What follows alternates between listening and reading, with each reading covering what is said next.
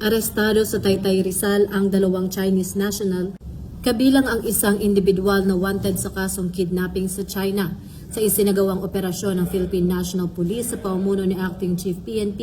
Police Lieutenant General Jose Melencio Nartatis Jr. Ayon sa ulat, ang pag-aresto ay bunga ng masusing intelligence gathering at coordination ng PNP sa mga kaukulang ahensya na nagresulta sa matagumpay na pagtunton at pagkakaaresto sa mga suspect.